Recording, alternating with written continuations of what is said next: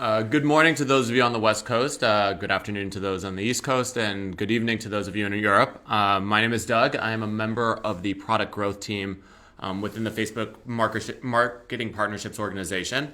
I want to first thank you for joining us today.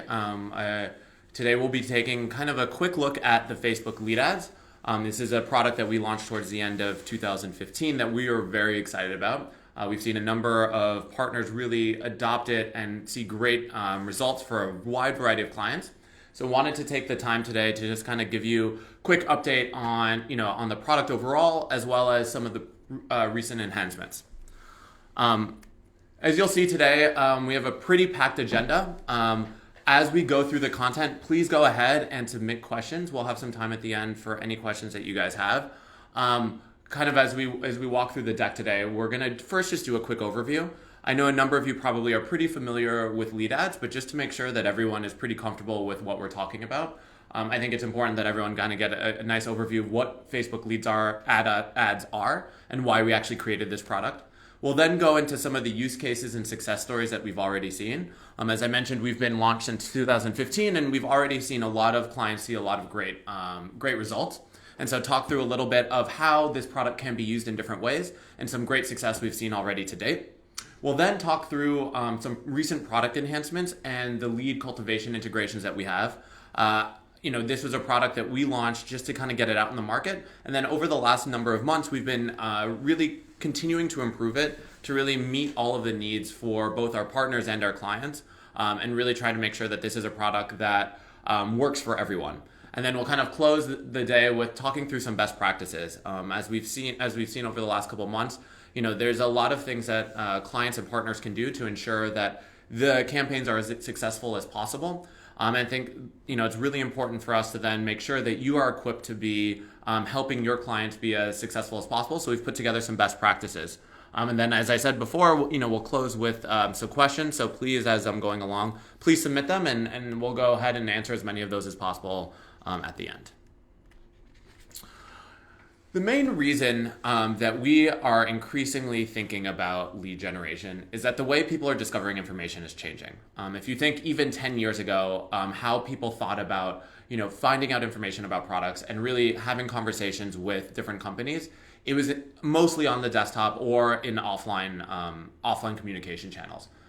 I know myself, but I'm sure this is true for everyone on the line, that the mobile device has now become the primary way people interact with a lot of different things.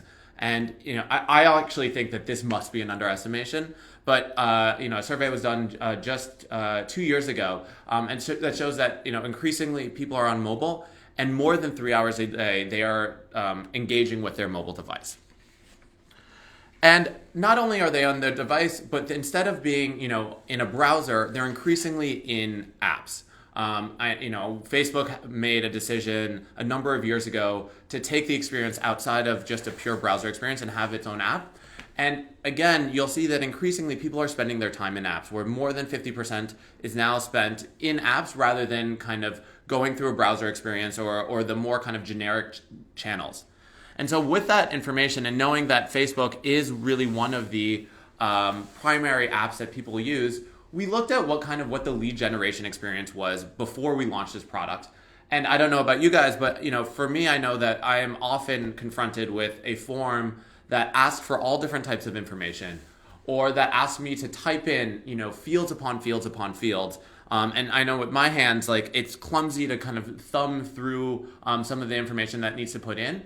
And so there's a very kind of painful, it's very painful for the average user. So there's a gap between the submission of information that is happening on mobile versus what is happening on desktop, just because there wasn't a great experience for companies to get this information.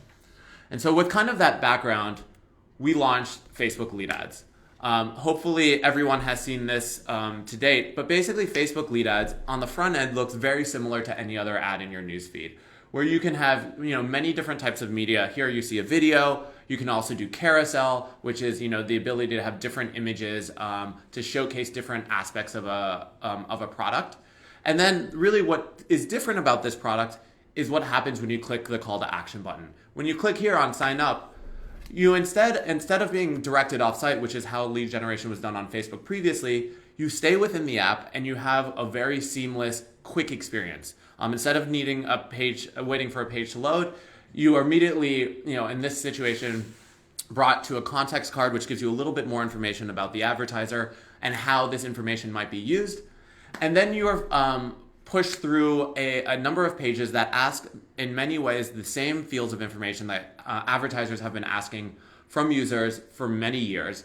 But the great thing about this product is that Facebook has a lot of those fields of information already on its users. And so instead of having to manually type in the information is pre-filled. Definitely editable, but instead of having many potential minutes of filling out information, in just a couple of clicks, the advertiser can have that information from the user and start that conversation. As I was mentioning, the thing that is really kind of unique about this product is the form. Instead of just having kind of the front end ad where you have obviously great creative and copy that you guys are so familiar with, you additionally have this ability to be aggregating information on users that then can be used kind of any way that the advertiser may want. And so we have 18 kind of what we call more generic fields of information that I think can be used almost across all use cases, everything from name, email, address, zip code, date of birth, all the things that I think kind of cut across a lot of different verticals. And then we have what we call our custom questions, because although there's a number of generic pieces of information that are super useful, to make sure that we are really ensuring that our advertisers are getting the information that they need, we have the ability to ask up to 3 additional custom questions that really can be almost anything. There are some restrictions on asking some sensitive pieces of information, such as social security number, credit score, or anything that's kind of more sensitive than I think we want to handle ourselves. But pretty much outside of that, you can do almost anything. The one thing I do want to caveat, so in theory, you could do up to 21 questions.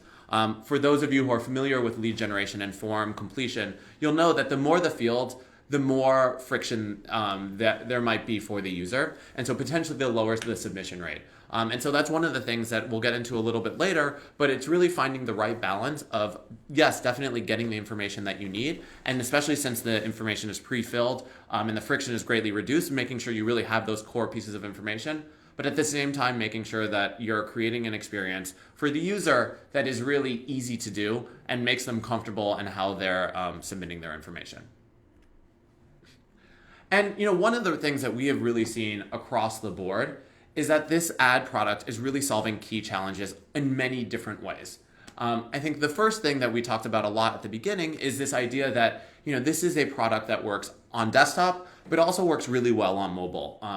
By reducing the friction, you're really able to collect information that previously was very difficult to collect on mobile, and you're reaching the people on pretty much any device, wherever they and whenever they use Facebook.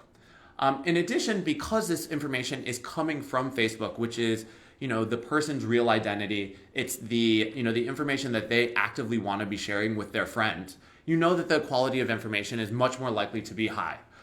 Because this information is, instead of the many times that I know I've had forms autocorrect to something that I actually don't want, because this is information that people are using on a daily basis, you can be fairly guaranteed that it is much higher quality.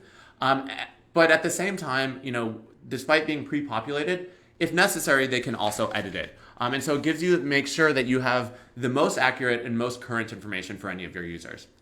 At the same time, because this is a great aspect of the form, but you also get to take advantage of a lot of the great aspects of Facebook. I'm sure all of you are very familiar with all the different targeting that you can do, and the optimization that we often do very closely with partners to make sure that you are reaching the right person at the right time with the right type of ad. And so that targeting and optimization is really unparalleled in anything else that you can do within lead generation. And at the same time, we have also, and this is something we'll talk about a little bit later, instead of just having leads that are then aggregated and then potentially hours, if not days later, you can then access and download and act upon, we have set up an infrastructure to make sure that you can access these leads in real time. That once the information is submitted, it is automatically can flow to your customer management system to either do an auto-respond email or a phone call or even set immediately an appointment to make sure that you're really capitalizing on the full value of the lead, and making sure that you really have the opportunity to act on these leads before they get before they get stale rather. And the best thing about all of this, obviously, is that this is available across our entire network of almost 1.6 billion users. And so you can do all of these things with scale. We're going to pivot a little bit now and talk about kind of the lead ad, how it might be used, and some success stories we've seen to date. In many ways, there's almost endless different use cases. And when we kind of launched the product a lot kind of with the more traditional lead generation that had been done on the mobile device and online for many years at this point. I think we've seen a lot of anyone from e-commerce to media companies really use it to be able to get users information to sign them up for newsletters or daily deals, and so be able to really easily and at scale be able to bolster their mailing list. In addition, we've seen a lot of interesting use cases kind of with deals, coupons, and offers. We had recently a CPG company have a campaign where a user would submit their information, and immediately, because of one of the CRM integrations that we have, once they submitted the information, the user was automatically sent a coupon that they then could use in any store. And so instead of just kind of traditional lead generation, we're seeing people be very creative about how they can use first-party user information to engage with them in a lot of different ways. Additionally, since this is kind of a way to have a lot more information on the users, to have a much more fleshed out starting point, we see it being used very heavily in verticals that have much longer sales cycles. So if you think about things like education, financial services, or professional services, this is really a great starting point so that not only can the advertiser better segment those inquiry of interest in a much more effective manner, but they can come to those initial conversations that they have in person much better informed. Instead of just having, potentially a name or an email address, in the education space, they can understand, what major they're interested in. If they're interested in full-time or part-time, are they interested in online or, an in-person experience? And so they can have much more effective conversations from day one that can ensure that the conversion rates that they have are much higher, and that they are really being able to drive, not only leads, which is obviously a great first step for this product, but what actually matters to our advertisers, which is, real impact to their business. And I think last is this, idea of really in the automotive vertical being able to not only again sign up for info, but then actually dynamically using what we call continued flow, which we'll get into a little bit later, the ability to make sure that with that information that the user is submitting, in this case a zip code, that they're being directed to the right dealer. So if you think about a potential large automaker, there's countless dealers. And by having the information from the zip code, you're able to direct the user to the local dealer to make sure that it is easy as possible for them to take that next step, which is often a test drive. I won't go through the rest of these, but I think the one thing that we really want to emphasize is that although this product is called a lead ad, in many ways I almost think it's a bit of a misnomer. Because much more than just lead generation, as I was saying before, this is a product that allows companies to get first-party information on users that is high quality and at scale. So everything from newsletter signups to product sampling to running contests and sweepstakes, this is a really effective product to doing what we call almost mid-funnel customer interactions, where people are already somewhat aware of the brand because of the initial front end of the ad. This allows the advertiser to have that next step, that will then, progress the conversation with the user and get them a little bit closer to ensuring that they, again, get to that final result for business impact. One thing I will say, one of the things that we value very highly from our partners is continuous feedback on what different ways that people are using this product. These are kind of some of the ways that we've seen the product be used to date. But if there are specific features that you guys think would be helpful for us to add to the product so that we could even further expand this different use cases for advertisers, I think that's something where we really love partners to help us kind of figure that out. And I think, as I think about how partners can play in this, is that, we do a really great job about creating products that have a lot of different functionality that can be used in a lot of different ways, but helping to guide clients to one of these many different use cases that may not be so intuitive when you first see the form or you first see the ad product, I think is a really effective way for partners to add value. And so we really look forward to seeing, you could say even almost what I like to call recipe cards, where it's a very easy sign up for someone to see, okay, I want to do event registration. I don't know how to use a lead ad to do that.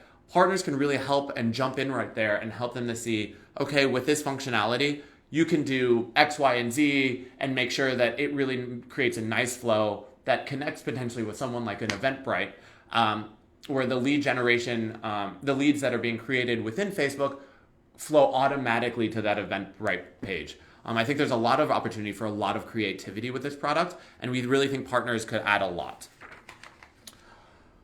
So talking just very specifically, one of the things that I think with any new product, I'm sure you're getting from clients, a number of questions about kind of what is the performance of this product. I can imagine, and I've seen this time and again, where people are doing lead generation through kind of a link page post that once clicked goes to an external site, and that's been really effective.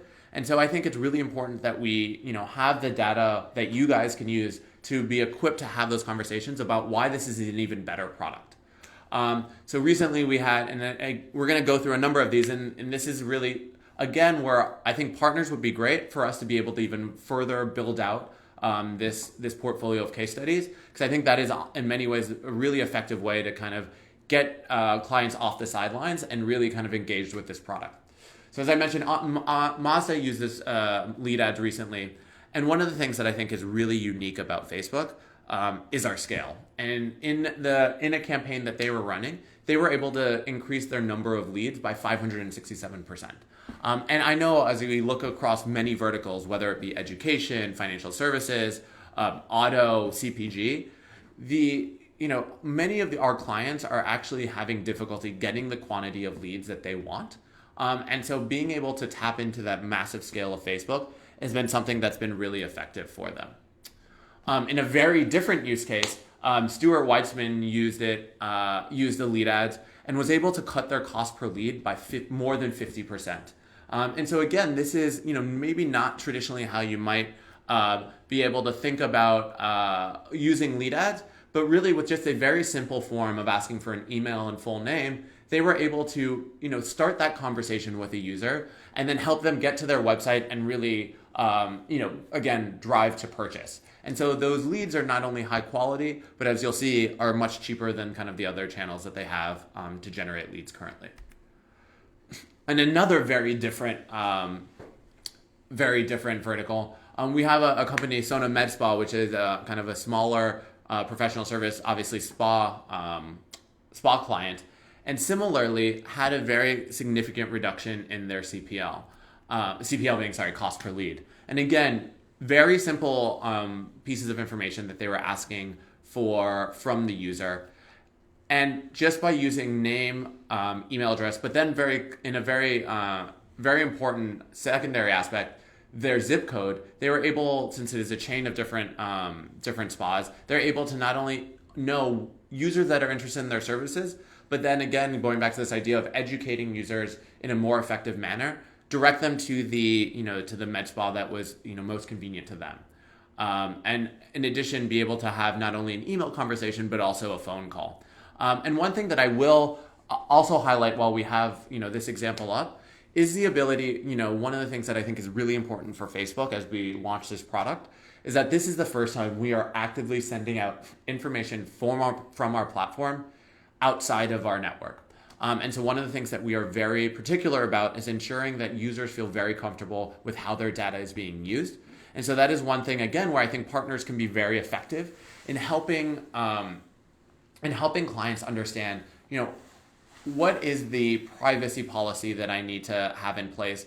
What are the things that I am ensuring that the user is aware of, so that when I have that first conversation with them, when I call them, they actually understand kind of what it is that I'm calling about. I think one of the things that we find to be very important is that making sure that there's enough context within the ad so that the user is very aware, when they sign up, of how that information is going to be used, and what and not only how it's going to be used, but how it might be used not only for that first interaction, but for interactions to come. As I mentioned before, one of the things that I think is very kind of typical within Facebook is that we very much wanted to get this product to market towards the end of 2015 and get feedback from users, from advertisers, to better understand kind of with this first iteration of product, what could be made better, what could be improved. And so over the past couple months, we've done a number of product enhancements and built out a larger ecosystem of what we call kind of lead cultivation partners that really ensure that you are able to do exactly what you want with this product, get the information that you want with this product, and then act upon it most effectively. I think one thing that we talked a little bit before, at the, almost in the very beginning introduction of the lead ad product, is this idea of context card. And so what this does is, yes, obviously you're able to communicate some level of information about the advertiser in the ad itself, but because this is the first time, you're actively getting information from the user and then using that information in any number of ways, the context card really allows you to better kind of, I think, describe your value proposition of why a user should want to actually submit this information. So what the company, what the advertiser is offering, and what is the benefit of submitting the lead. This gives you the ability to, both have an image as well as text, and really be able to customize also the button text to make sure that you are really giving the user a good sense of, again, how this information might be used and what's in it for them. Because in the end, you need to not only be getting people to click on the ad, but you need to make sure that they're comfortable with what might happen next. Secondly, and we again talked a little bit about this already, is that the ability of combining lead ads with a variety of different media. What you saw at the beginning was, again, the video, where instead of just a static image, you have the ability to have a very rich and immersive experience for the user that can really showcase the advertiser. And I think both video and carousel, which we discussed before, which is, again, the ability to have multiple static images to be able to showcase either different products or different aspects of a product or different features of the company, again, allows you to take advantage of some of the rich front-end experiences that we've developed over the last number of years to be able to really make sure that you can get that user to engage with the ad, and hit that sign up button and submit their information. I think we've seen really great results, especially with video, where you're almost combining the ability to have that top of the funnel brand experience through the video. And then again, as I was saying before, the mid-funnel lead information aggregation and submission, which I think is really a somewhat unique ability to kind of have those dual purposes in one ad. And something that isn't currently in beta, but I think is something that is, again, for partners, a really interesting place where you can really effectively help our advertisers think about using this ad in a number of different ways. I know that demo went by really fast, but basically the whole idea of continued flow is that the first two steps of the ad is actually is identical, where front end of the ad is the same. The first kind of couple of pages to submit information is also the same. Again, pulling from the Facebook profile.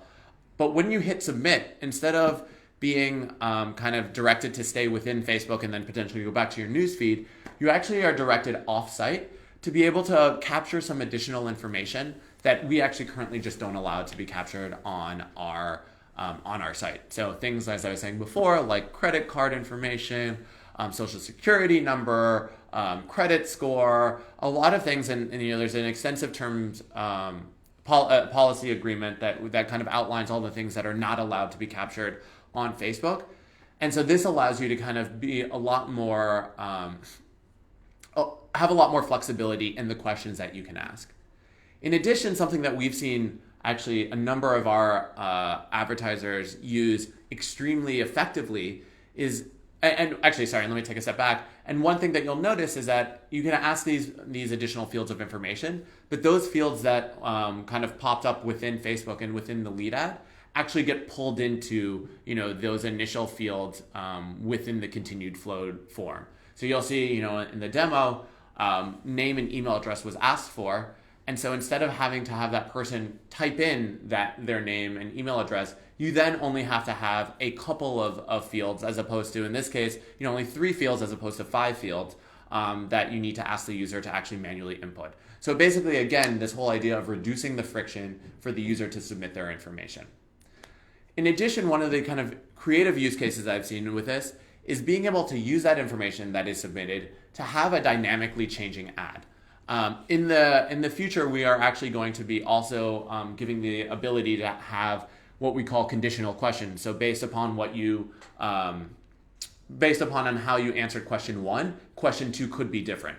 At this point, we actually don't have that feature built out yet. It should be coming, within the next couple of months. But right now, you can use continued flow to actually almost replicate that same functionality. That, in this situation, if they had asked for zip code, based on the zip code, it might have directed to a different Jasper. So say there's a Jasper in LA and a Jasper in San Francisco, that if they had submitted a San Francisco zip code, it would land on the San Francisco Jasper page and ask, San Francisco type questions like, specific San Francisco neighborhoods or, products that might be popular only in San Francisco. While if they had an LA zip code, it would obviously just be the LA equivalent. And so again, this is a really interesting product that is in beta. So if you are interested, please just reach out to the Facebook marketing partnerships team. That on a client-by-client basis, we are helping clients be a lot more flexible and have be able to use this product in a number of different ways to be able to ensure that they're getting what they want, the information that they want in a manner that is applicable to them.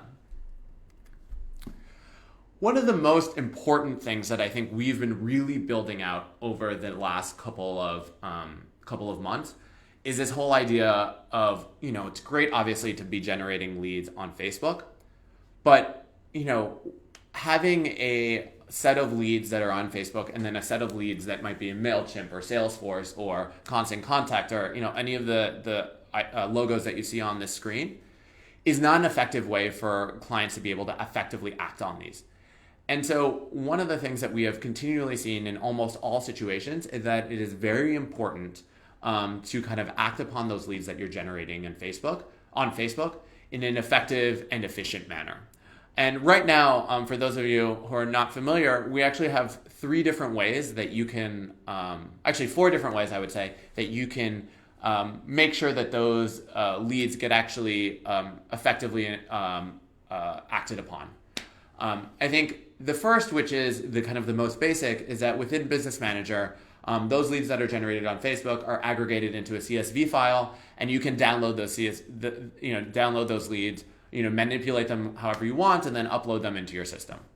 I think this is definitely the easiest and really is helpful for those clients who want to do kind of the least sophisticated way of managing their leads. But I think there's a lot of opportunity to do much better than that. I think the other extreme is to have clients do a direct integration with our APIs. So as is true with almost all of our APIs, our APIs are open for clients to build to, so that they can build an integration that automatically flows whatever those leads that are generated on Facebook to whatever system, whether it be custom or any of the systems that you see again on this slide, and ensure that, again, those leads are flowing in real time.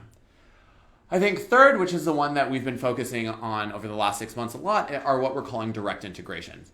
And so we've been partnering with a number of different kind of CRM, customer relationship management systems, email service providers, customer service providers, to be able to create direct bridges between Facebook and any of these other partners, so that it is within anywhere from 1 to 3 minutes and with no technical capacity needed from the client.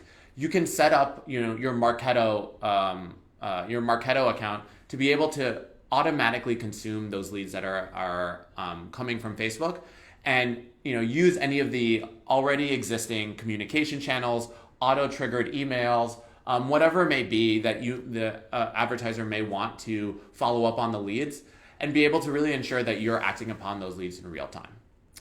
As many of you may be familiar with, and so we're building those direct integrations with many of our largest partners to make sure that we're getting really great coverage with those partners directly. Many of you might be familiar with the fact that there are hundreds, if not thousands, of different systems that we could potentially connect to. And quite honestly, that is not our core capability, is building those integrations. And so we've partnered with, a number of third-party system integrators that basically have built an entire business around being this bridge between, Facebook in this situation to any number of other systems that exist. We have very close relationships with both Zapier and DriftRock, where in this situation you're able to connect with Zapier almost over 600 different systems. And so instead of waiting for us to build a direct integration for a smaller CRM that may take us 6 to 9 to 12 months, you're able to immediately sign up for Zapier at a very low cost and be able to bridge and flow those leads that are coming from Facebook and push them to almost any system out there. And for DriftRock, you're not only able to push them, but they do a lot of additional functionality that I think really make sure that you're getting the right lead to the right place and being able to act upon it in the right way. Now, kind of with that, the product, with a good understanding of the product, I think one of the things that we wanted to share are, again, another place where we see partners adding a lot of value, which is helping clients to understand best practices and make sure that they are not only, using what we consider to be a very effective product, lead ads, but how to use this very effective product very effectively. And so there's a number of different ways that I think it's important to be clear on how you can think about setting up this ad to have as much success as possible.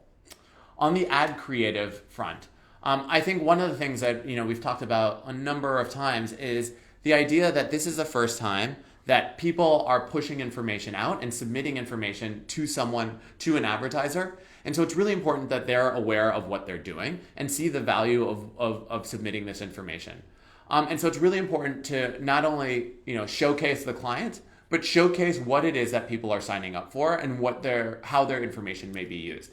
I think you can do this on some level with the initial ad up front, but I think using context cards or carousel to provide additional context, we've seen really good results where the quality of the leads that are coming out of campaigns that have context card and carousel, because they're much better informed, it tends to be that tends to be higher.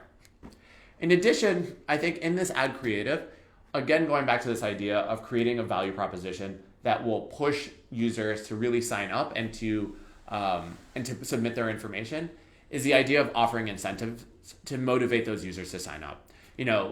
Say it's signing up for a newsletter, offer a 10% off coupon, or say it's a small coffee shop, first coffee free. I think there's a lot of different ways, and again, I think partners have a lot of opportunity here of helping clients understand what are those incentives that they could be offering and how does it actually change behavior.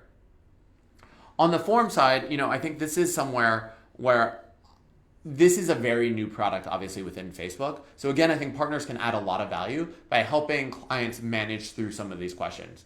As we were talking about before, there's a really interesting balance that you need to strike between making sure you have the information that you have, but making it as easy as possible for someone to submit that information. And so, I think we really push people to think about minimizing the number of fields to really increase the completion rate. Because say you had 18 questions, even if it is pre-filled, it isn't necessary. Like each time you add another page for someone to click through, you definitely see a drop off. And so being able to ensure that they have the highest chance for completing, I think the best way to do that is to minimize the number of form fields. I think similarly is to minimize the number of free form text.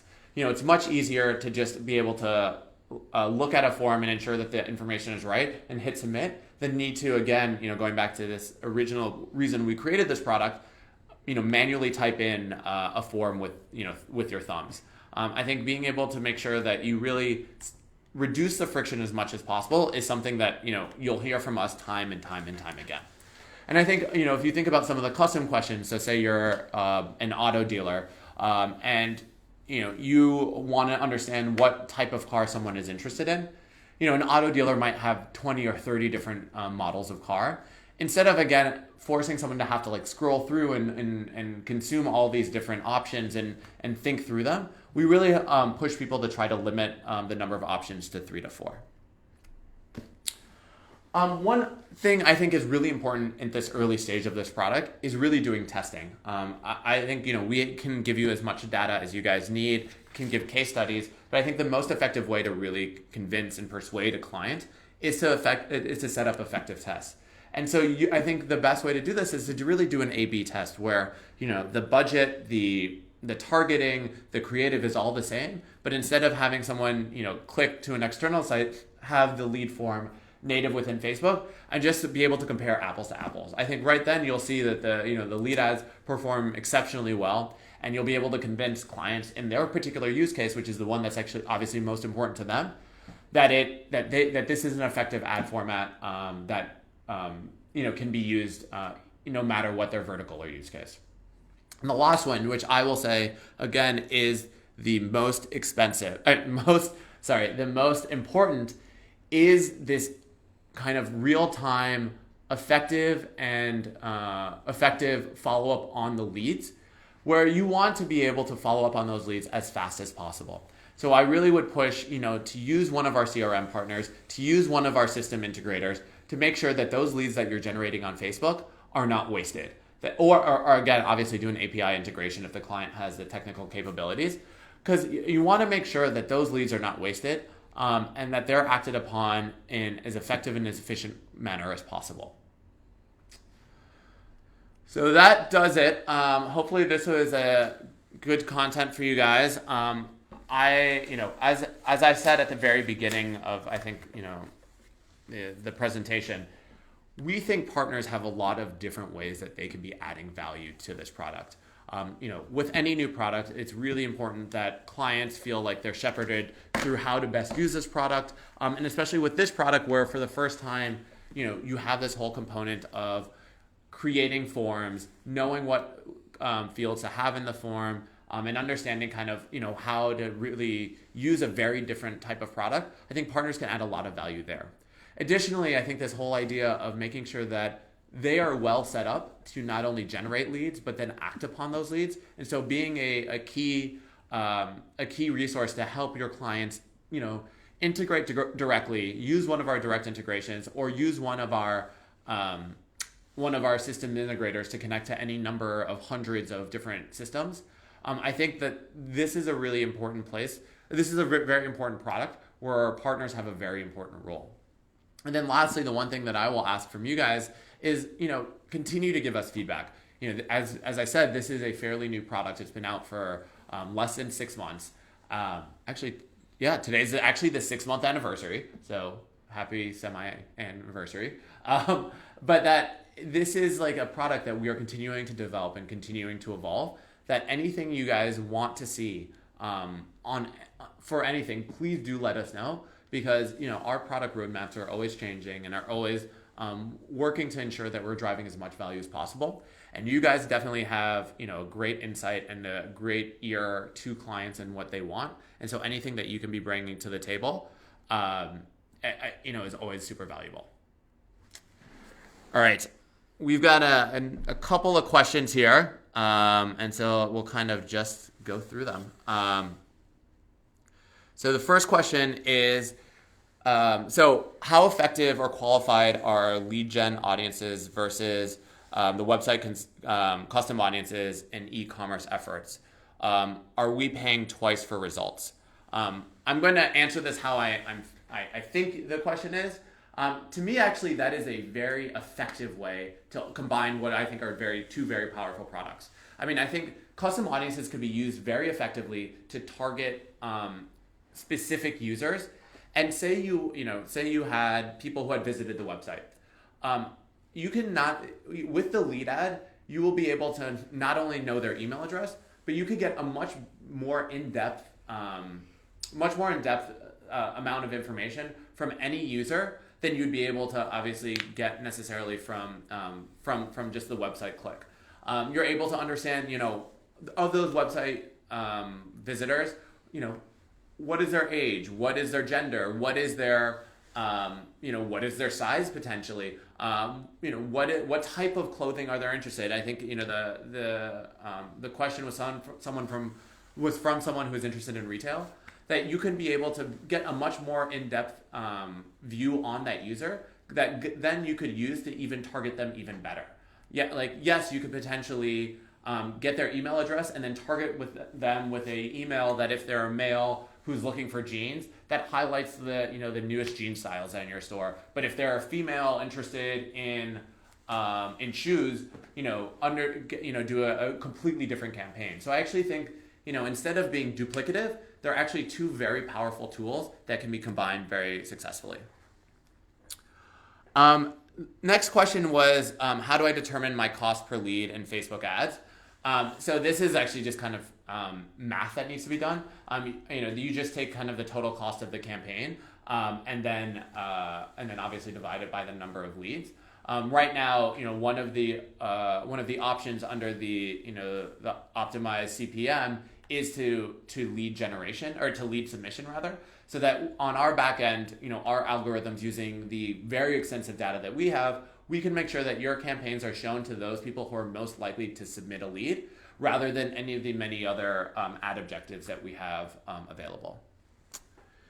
If you place another click in front of a user, what's the fall-off uptick based on this concept? Conventional wisdom suggests the more clicks, the less conversion. That is exactly right. We have definitely seen that there is a drop-off, although much less than I think in more traditional channels of lead generation, because instead of a page where you're submitting information and then clicking, and then submitting information and then clicking, it's just a click. And so, yes, there is some level of friction, but the level of friction is much reduced. That's why, going back to this idea of really minimizing the number of fields, we don't have like a general statistic of like X% drop off per click. One thing I will say, again, kind of giving you guys a little bit of a sneak peek into what's coming for this product.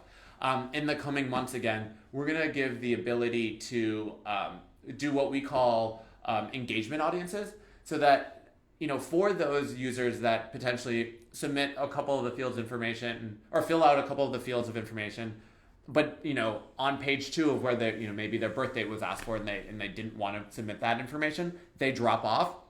We'll be providing the ability to retarget based on where they dropped off in the flow, so that say you had a 5-question lead form the first time you ran a campaign, those that dropped off after the first 2 fields, you could actually retarget them and then potentially target them with an ad that only has those 2 fields requested. So again, striking that balance of getting the as much information as you need, while also making sure that it's as frictionless and easy as possible for the user. Will we be able to access this presentation after the webinar? That is definitely yes. It will probably give us a couple of days. And I actually, unfortunately, am a little bit ignorant about how exactly this process works, but this will be hosted on our Facebook Marketing Partners website. And obviously, we love it if you guys, feel free to share it with all of your colleagues, your friends, your clients, especially if you think it was valuable. Can you provide an average range of CPLs? So this is a question we get a lot. And unfortunately, the answer is not really, because depending on so many different aspects of the lead ad, it really can vary a ton. If you think about a campaign that is intended to get a very high qualified lead for a for-profit education institution that is targeting a very specific geographic region, we've seen cost per leads be in the hundreds of dollars, which is actually significantly less than the other channels that they're currently using to generate leads, but definitely in the hundreds of dollars, just because you have kind of a cost premium in the very specific targeting that you're doing, and then B, because you want to make sure this is a highly qualified leads, you might be asking for a larger number of fields of information. On the flip side, we've had CPG companies that are only asking for email address, so one field, and it really is kind of targeted at almost anyone. And so you see the cost per lead in that situation be, in the tens of cents, where there's really a wide range, and it's really going to depend again on the targeting that you're doing and the number of fields that you're asking for. One thing that I will say, and has been true almost across the board, is what we're seeing in terms of results in the cost per lead is really astronomical. We've seen on average, cost per leads be anywhere from 10 to 50% less than other channels that people are using, and still having that same quality of information, again, because that information is coming from Facebook profiles and it is being verified by the user when they submit. Another question is around recommending double opt-in, and I'm actually glad someone highlighted this, and quite honestly, I should have included this more explicitly in the presentation. So the idea of double opt-in, for those of you who may not be familiar, is in addition to hitting submit, there's the ability to add, and this is a feature that is just in the process actually of being rolled out, the ability to add what ends up being a checkbox, and this is a feature that's necessary in a lot of more privacy-minded markets, such as Germany and Japan, where in addition to just hitting submit, you need what's known as a double opt-in. So basically, almost like a dual submission.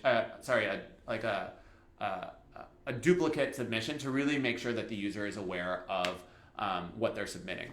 I think it really depends on the situation. I think obviously for markets where it's required by law, obviously, I would suggest it. I think on a broader scale, going back to the question that was asked earlier about wanting to reduce the number of clicks and the number of actions that are taken to increase the conversion rate. I would say in a lot of use cases where it's not necessary, I probably wouldn't recommend it. I think the only other place it might be a good use is if the data is being used in a way that might be different than the norm, where you really want to make sure that the user is well aware of how this data is being used, and well aware of the benefit for them, but well aware that they're signing up for X. In that situation, I think it also can be pretty powerful. But I think it really depends on the use case. Do you guys have a white paper with conversion averages for the following? Newsletter info signups, sampling event registrations, contest downloads, deals, coupons, ecom, pro services. So that is something we don't actively share. We're actively building out case studies so that you have anecdotally evidence of some of these. I think also over time we as we get statistically significant samples of data that clients have actively allowed us to share, potentially in the future. But because we are so protective of both our users' data and our advertisers' data, we don't at this point have any conversion numbers that we can share. I have one last question, and then again, if anyone else has, I think a couple more minutes, and if you guys want to type in any last requests. I think one thing that I think is super important, again, is this idea of the CRM integrations. And so there's a question around what are the CRM integrations that you guys have in place, and how can we ensure that our integration is on the list for future partnerships. I would say if you go to our help center, we have a fairly comprehensive page that outlines all the direct integrations that we have in place, as well as the system integrators that we have close partnerships with. I think, again, and I don't know how many times I can reiterate this, that that real-time action on leads is super important, because you want to make sure that you are capitalizing on the full value of the lead. And by setting up this direct integration so that leads that are generated in Facebook are then pushed into any number of systems that the client uses is both, I think, super important for the client, but also I think a place where the partners can add a lot of value. And so I would just make sure that as you're working with clients, that you're helping guide them through that process and making sure that they're aware of the different options that are there and helping them set them up. Obviously generating leads on Facebook is great, but what we care about most is generating business impact for our clients. And the best way to do that is to make sure that those leads that are generated are really effectively used and cultivated. I think that's it for today. Again, thank you guys so much for taking the time today. As always, please give us any and all feedback that you guys have about the product, things that you want to be seeing, integrations that you would love to have launched. We're always want to have collaboration with our partners. And so, we are really excited about this product, and we think partners could really play a very important role as we continue to evolve and grow. Thanks so much.